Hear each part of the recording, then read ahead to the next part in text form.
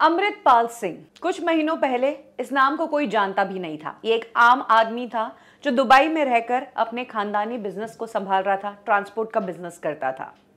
लेकिन अचानक से पिछले कुछ महीनों में ये नाम कैसे हाईलाइट हुआ, क्यों आज की डेट में पंजाब सरकार और सेंट्रल गवर्नमेंट इसे ढूंढना चाहती है, इसने कैसे गवर्नमेंट को और पुलिस को परेशान किया हुआ है और क्यों इसके लिए सर्च ऑपरेशन किए जा रहे हैं, क्यों इसे भगोड़ा घोषित किया गया है और क्यों इसकी वजह से पंजाब में माहौल खराब है कि वहां पर इंटरनेट बंद करना पड़ा है और ट्रांसपोर्ट पर भी नजर रखी जा रही है। चलिए जानते हैं इस वीडियो में। अमृतपाल सिंह संधू 1993 में पंजाब के जल्लूपुर में इसका जन्म हुआ और वहीं पर इसने अपनी स्कूल की पढ़ाई की। परिवार में इसके अलावा इसकी एक ट्विन सिस्टर है और एक बड़ा भाई है। 10th स्टैंडर्ड तक पढ़ाई करने के बाद पॉलिटेक्निक कॉलेज में इसने डिप्लोमा के लिए अप्लाई किया, लेकिन यहाँ पर पढ़ाई पूरी नहीं की और पढ़ाई को बीच में ही छोड़ ये दुबई चला गया अपने फैमिली बिजनेस को ज्वाइन करने के लिए। 2012 में इसने अपना पूरा लुक चेंज किया, अपने बाल और दाढ़ी कटवाई और उसके बाद ये दुबई ट्रांसपोर्ट का बिजनेस संभालने चला गया। यहाँ पर ये बात नोट करने वाली है कि इनके रिलीजन के हिसाब से बाल नहीं कटवा सकते और ना ही शेविंग करवा सकते हैं। इसी बीच किसान आंदोलन होता है। दीप सिद्धू जैसे लोग इस आंदोलन की आवाज को बुलंद बनाने की कोशिश करते हैं, अपने लोगों को इस आंदोलन में लाते हैं। अमृतपाल सिंह दीप सिद्धू की आइडियोलॉजी को पसंद करता था और उसे फॉलो करता था। तो जब किसान आंदोलन हुआ तब अमृतपाल सिंह इस आंदोलन में हिस्सा लेने आया था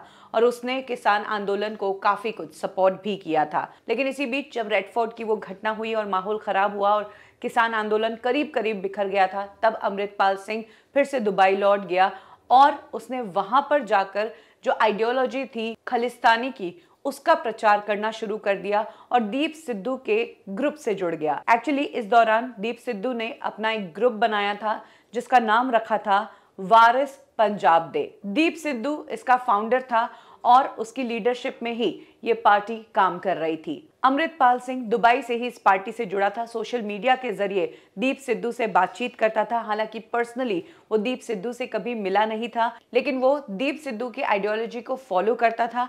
हालांकि शब्द उसके दीप सिद्धू से बहुत ज्यादा वॉयलेंट हुआ करते थे। इसी बीच होता यह है कि दीप सिद्धू की एक एक्सीडेंट में डेथ हो जाती है और उसके बाद कहा जाता है कि दीप सिद्धू की जो पार्टी थी वारिस पंजाब दे, उस पार्टी के नेक्स्ट चेयरपर्सन के रूप में अमृतपाल सिंह को अपॉइंट कर दिया जाता है। बकायदा एक पूरी सेरेमनी की जाती है जहां पर उसे उस कुर्सी पर बिठाया जाता है और अमृतपाल सिंह अब दुबई छोड़कर इंडिया आ जाता है पंजाब वारिस दे पार्टी का प्रचार करने के लिए। अमृतपाल सिंह को एक पार्टी मिल गई थी। इस पार्टी के जरिए एक मुद्दा भी मिल गया था और मुद्दे के साथ साथ अमृतपाल सिंह ने अपना पहनावा रखा था भिंडरावाला की तरह, जो कि एक खालिस्तानी लीडर था। यानी कि कहीं ना कहीं अपने पहनावे से, अपनी पोजीशन से और अपनी स्पीच से वो खालिस्तान का मैसेज दे रहा था। हालांकि इस बीच कुछ काम अमृतपाल सिंह ने अच्छे भी किए, जिसमें उसने ड्रग एडिक्शन को खत्म करने की बात की, उसने अल्कोहल को खत्म करने की बात की कि कैसे नशा जो है पंजाब में यंगस्टर्स को खराब कर रहा है, तो इसके खिलाफ भी उसने काफी काम किया। लेकिन कुछ काम उसने ऐसे किए जिससे वो पुलिस और एजेंसीज की नजरों में आ गया। जहां अक्सर हम देखते हैं कि जब कोई नई पार्टी बनती है तो वो लोग प्रोटेस्ट करते हैं, अपनी बात कहते हैं। अमृतपाल सिंह का तरीका अलग था। कोई भी मैसेज देना होता तो तोड़ फोड़ या गोलियों से बात होती थी।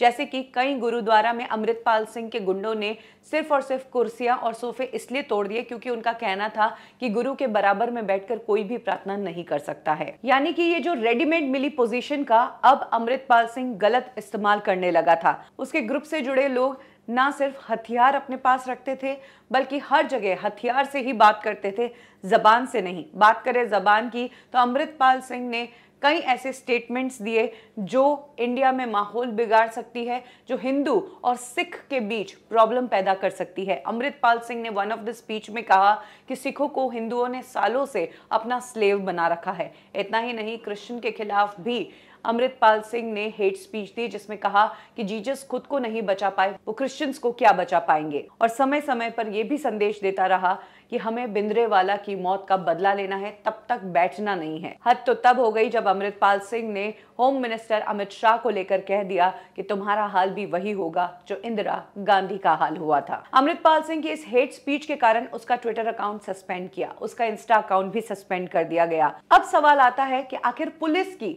अमृतपाल सिंह से क्या दुश्मनी है। तो इस दुश्मनी की शुरुआत हुई फरवरी 23 के आसपास, जब पंजाब में एक बिजनेसमैन ने पुलिस में रिपोर्ट दर्ज करवाई और कहा कि अमृतपाल सिंह के आदमी मुझे धमका रहे हैं। अजनाला पुलिस स्टेशन में ये कंप्लेंट हुई थी, जिसके बाद पुलिस ने अमृतपाल सिंह के ठिकानों पर सर्च ऑपरेशन जारी किया और इसी बीच लवप्रीत सिंह, जो अमृतपाल सिंह की पार्टी का आदमी था, उसे पुलिस ने अरेस्ट कर लिया। अमृतपाल सिंह ने कहा कि इस मामले में हम दोषी नहीं हैं, हमने किसी को धमकी नहीं दी है और पुलिस को ये धमकी दी कि तुरंत इस एफआईआर को रद्द करे, नहीं तो इसका अंजाम देख ले।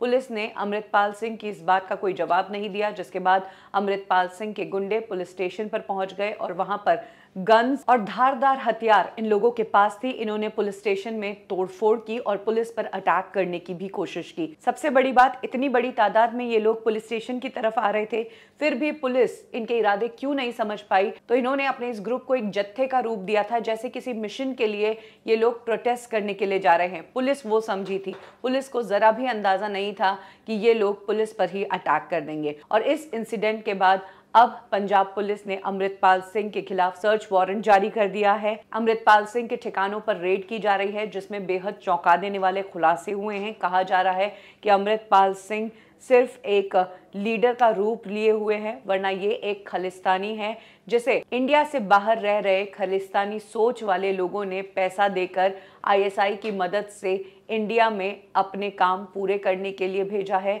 यहाँ पर आकर ये यूथ्स को बहला फुसला रहा है, उनका ब्रेन वॉश कर रहा है और उन्हें सुसाइड बॉम्बर्स बनने की ट्रेनिंग दे रहा है।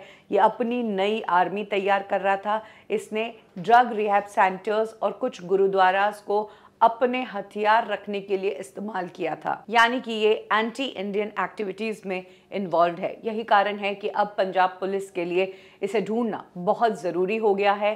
78 लोग इसके पार्टी के अभी तक पुलिस ने अरेस्ट कर लिए हैं। अमृतपाल सिंह अभी भी फरार है, इसे भगोड़ा घोषित कर दिया है। पंजाब में इस वक्त इंटरनेट बंद है, 19 तारीख तक यही माहौल रहेगा और इसके कारण ही पंजाब में इंटरनेट बंद करना पड़ा था।